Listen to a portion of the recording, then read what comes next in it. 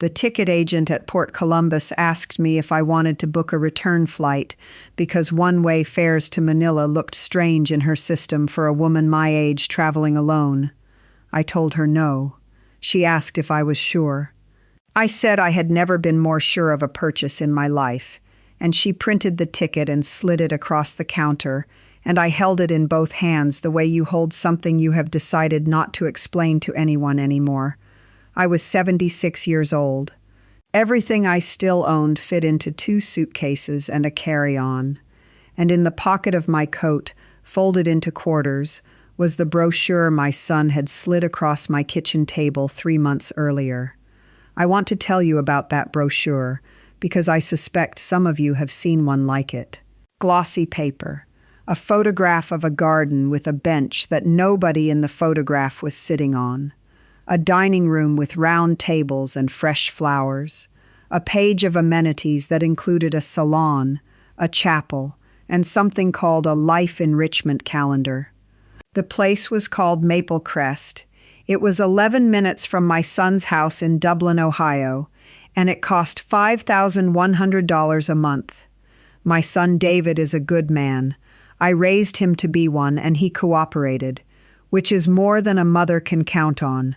When he slid that brochure across the table, he believed he was solving a problem.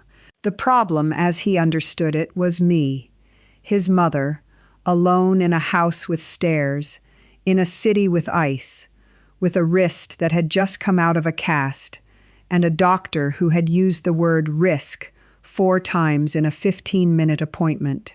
I kept that brochure on purpose. I carried it to the airport on purpose. I wanted it in my pocket when I boarded the plane, because I have been a teacher my whole life, and I believe in showing your work. The brochure was the question. The ticket was my answer. My name is Ruth. I taught high school English in Columbus, Ohio for 34 years. I live now in Dumaguete, in the Philippines, and I need to go back to the beginning so you understand how a woman like me ends up at a departure gate with no return date and no regrets. For 34 years, I taught English at a public high school on the east side of Columbus. Sophomores, mostly. I taught To Kill a Mockingbird so many times I could recite whole chapters while grading a different class's essays, and I do not exaggerate when I say I taught the grandchildren of my first students before I was done. My husband Walter taught chemistry 2 floors up. We met in the faculty lounge over a broken coffee machine in 1974, and we were married for 41 years. And if you want to know what kind of man he was, he kept a photograph of that coffee machine in his desk, because he said it was the best thing that ever failed to work. Walter died in 2017. His heart, on a Tuesday, in the garden, with his gloves still on. Quick, the doctors said, as if quick were a gift. Maybe it was. It did not feel like one from where I stood. I retired the following spring, because the school was full of him. Every hallway, the stairwell where he used to wait for me. I thought leaving would help, and in one way it did, and in another way it took the last structure I had and folded it up like a card table after the party. Here is what my life looked like by 2023, and I want to be accurate about it, because accuracy matters more than sympathy. I had a house that was too big and too quiet. I had a pension and Social Security that came to $2,340 a month, which in Columbus covered a careful life with nothing extravagant in it. I had my son David 20 minutes away, his wife Meg, and 2 teenage grandsons who loved me at holidays and forgot me reliably in between, which is the natural condition of teenage boys, and I held none of it against them. And I had my days. That was the trouble. I had so many of them, and they were so much alike. Grocery store on Tuesdays, library on Thursdays, church some Sundays, when the sermon promised to be short.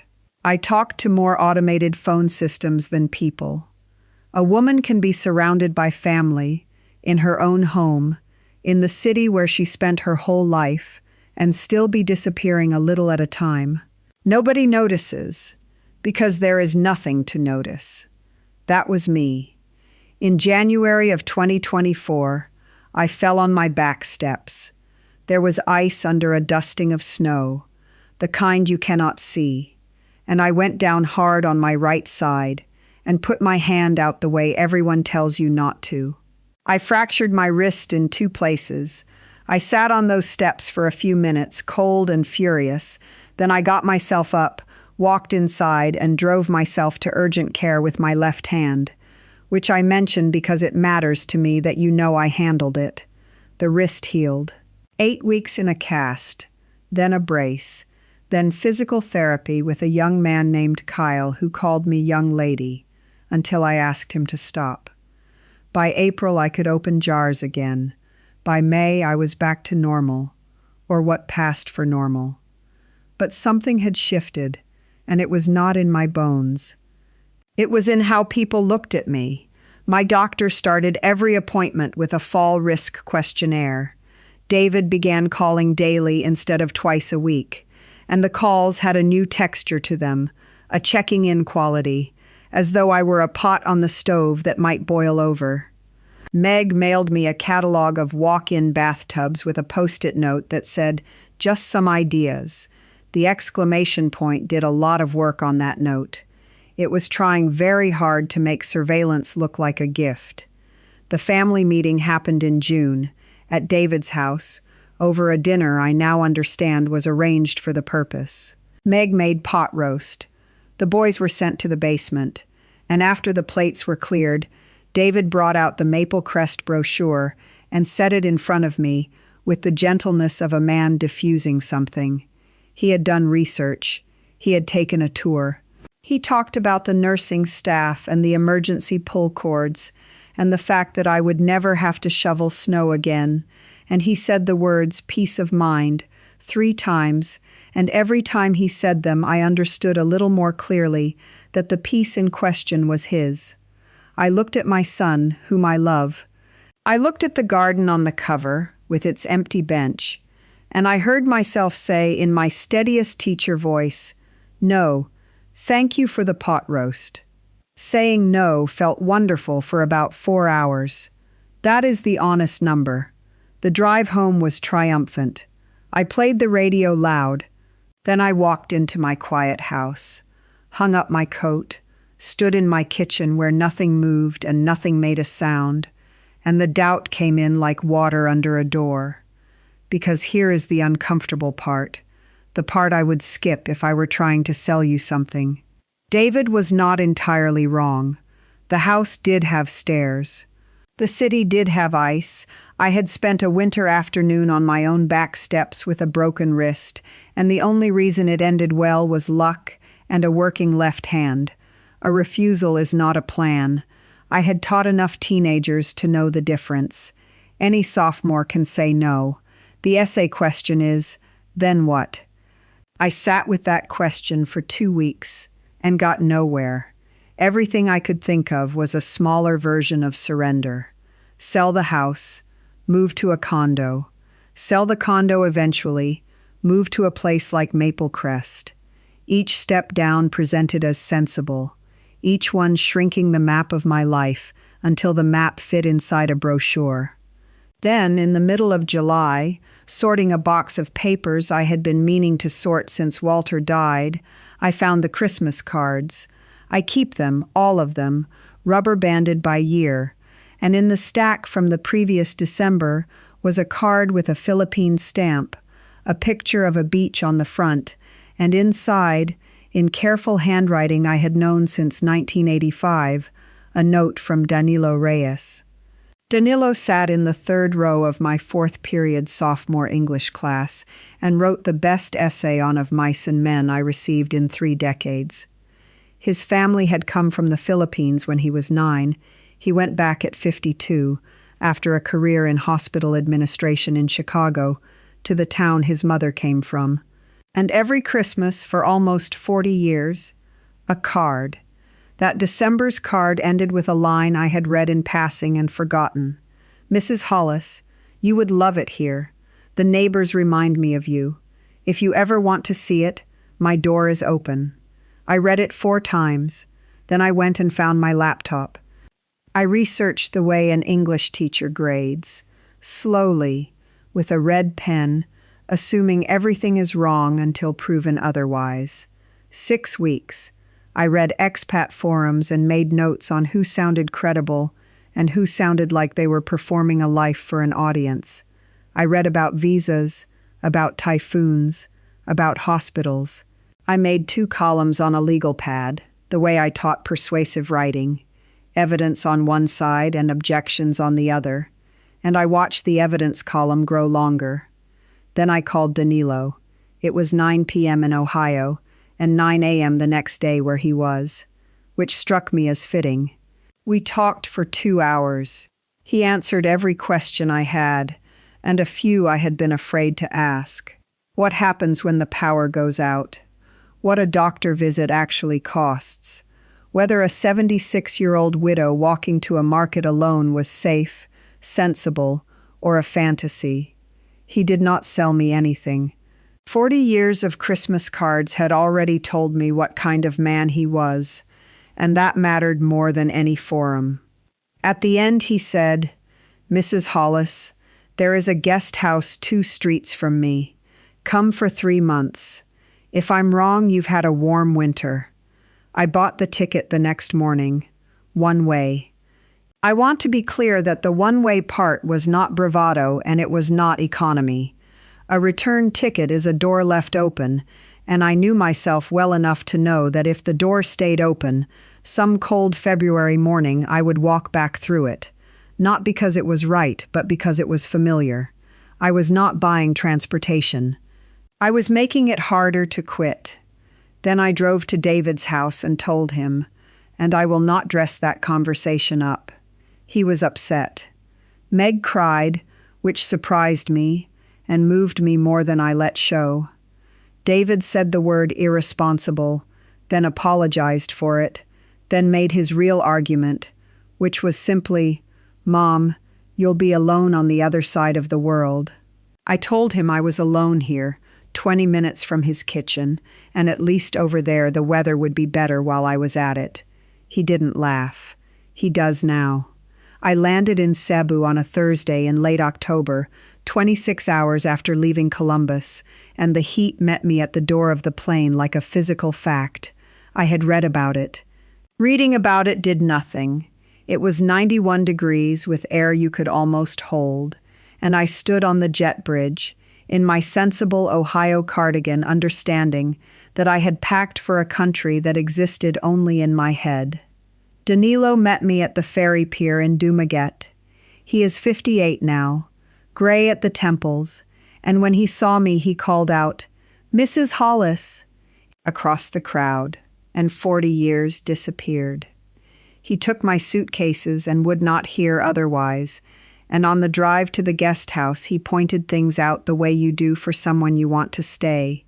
The boulevard along the water, the university, the market, called the Palenque, which he said I would either love or avoid, and there was no middle. I want to be honest about the first 2 weeks, because the videos that skip this part are lying to you. I was disoriented in ways I had not predicted. I slept at wrong hours. I sweated through everything I owned. I got confused by the money twice and paid too much for a fan. There was an evening, maybe day 10, when the jet lag and the heat and the strangeness landed on me all at once, and I sat on the bed in the guest house and thought, clearly and coldly, "Ruth, you are 76 years old, and you have done something enormous, and there is no return ticket." I let myself think it. Then I got up and washed my face, because I have learned that some thoughts are visitors and you do not have to invite them to stay. What turned it was small. Danilo's wife, Lorna, appeared on day 11 with a pot of chicken tinola and sat with me while I ate it and asked me questions about Walter, real ones, and listened to the answers. The woman who ran the guest house began leaving mangoes outside my door. The tricycle drivers at the corner learned my name before I learned the fare. By week 3, I had stopped arriving. I had started living there. Now the numbers, because I know why some of you are here, and I was raised to answer the question that was actually asked. After 3 months in the guest house, I rented an apartment. 1 bedroom, 2nd floor, in a quiet barangay a 10-minute walk from the boulevard, with tiled floors, a ceiling fan in every room, and a small porch that looks over a neighbor's garden with 2 mango trees in it.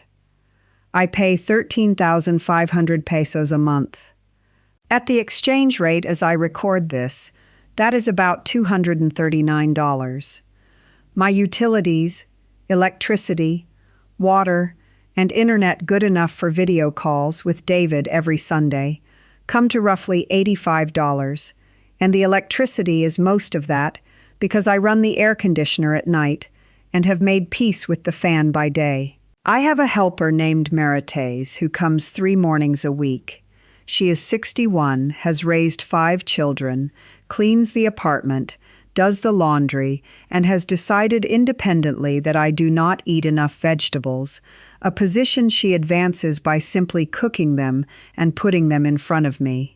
She costs $55 a month, and I want to say plainly that she is not a luxury I am embarrassed by. In Ohio, help like hers was something you got in a facility, bundled invisibly into $5,100 a month. Here it is a neighbor with a key and opinions. Food, the market 3 times a week plus the eating out, runs me about $95. A whole fresh fish costs less than a fast food hamburger in Columbus. My blood pressure medication and my thyroid pill together cost $19 at the pharmacy by the market.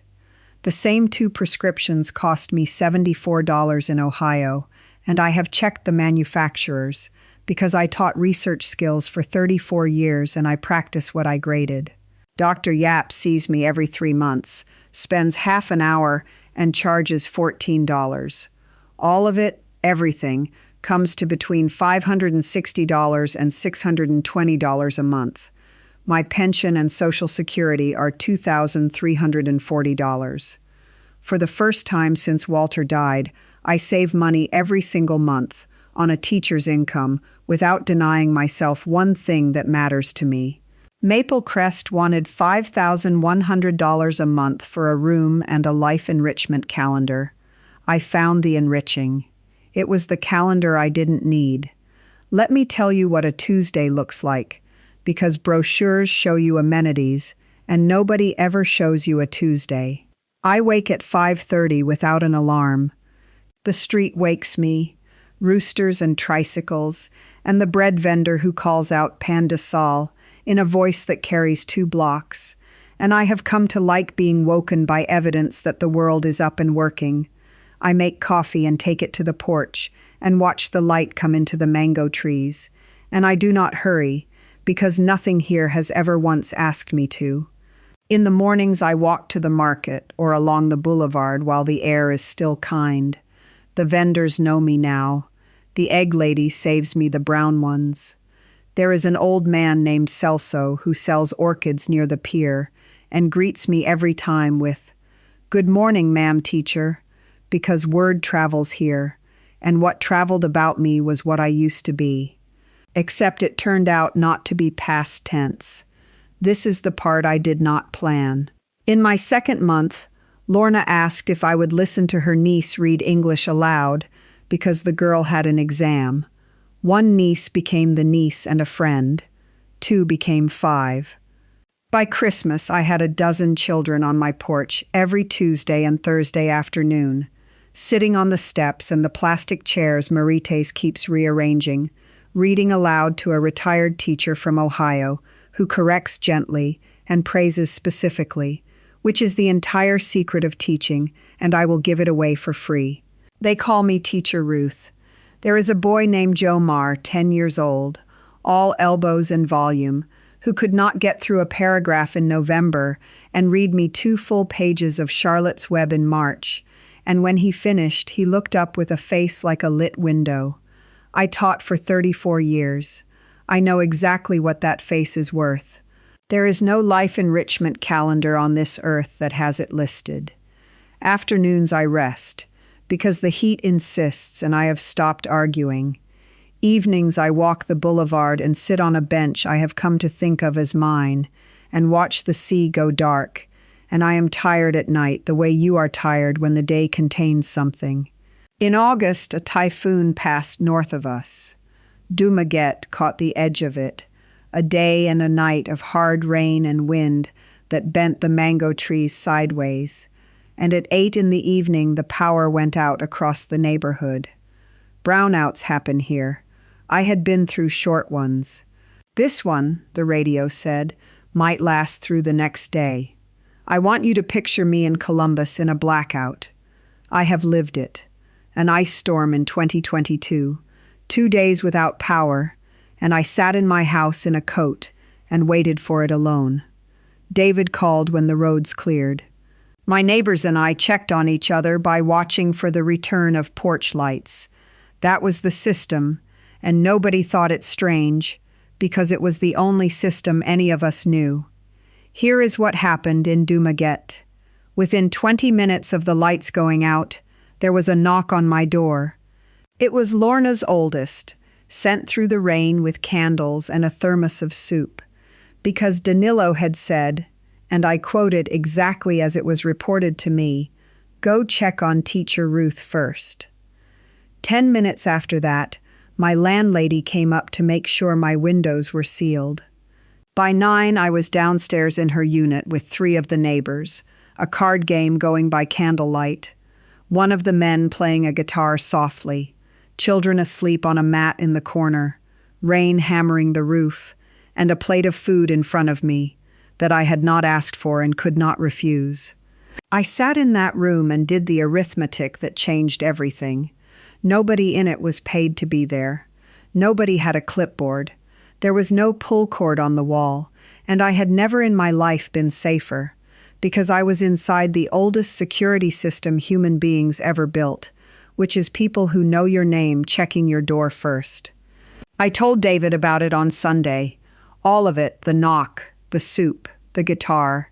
He was quiet for a moment, and then my son, who had once slid a brochure across my kitchen table, said, "Mom, when the power went out in that storm here, I didn't know it happened to you until it was over." He booked his flight in October. He and Meg came for 2 weeks in January. I should tell you about David's visit, briefly, because he earned it. He arrived braced to inspect, and spent the first day doing exactly that. I watched him counting things, the stairs, the distance to the clinic, the traffic. By the 3rd day, the counting stopped. He met Danilo and they talked for 2 hours on the porch. He watched Jomar read. He ate Marites's vegetables without being told. On the last night, on the boulevard, my son stood looking at the water for a long time and then said, "I thought I was going to have to forgive myself for letting you come here. Turns out I have to forgive myself for almost stopping you." I told him there was nothing to forgive. Fear is just love with bad information. He had better information now. I am 76 years old. Soon I will be 77, and I will spend that birthday on a porch with a dozen children who fight over who reads to me first. I still have the Maple Crest brochure. It is in the drawer under the good scissors, and once in a while I take it out and look at that garden with the empty bench, and I feel no anger toward it at all. The people who build such places mean well. The children who choose them mean well. The whole machinery of it runs on love that got scared and reached for the nearest thing that promised safety. But I have learned something about safety that I wish someone had told me at my own kitchen table. Safety that removes everything from your days removes you along with it, a little at a time, politely, on a printed schedule. The safety that actually holds a person is made of being expected somewhere. It is a market vendor saving the brown eggs. It is a boy with a book on your steps at 4 o'clock. It is a knock on the door 20 minutes into a storm. The ticket agent in Columbus asked me if I was sure about one-way tickets. I have now had 2 years to check my answer, and I will give it to you the way I gave it to her. Yes, I was sure. Some doors you close behind you so the life in front of you knows you mean it. If this story reaches you, if you are sitting somewhere right now with a brochure on your table and a decision you keep putting off, I made this video for you. You are not too old. You are not a problem to be managed. You are a person with a life still in front of you, and somewhere in this world there is a porch waiting for your name. Share this with someone who needs to hear it. Subscribe if you want more true stories like mine. And whatever you decide it yourself.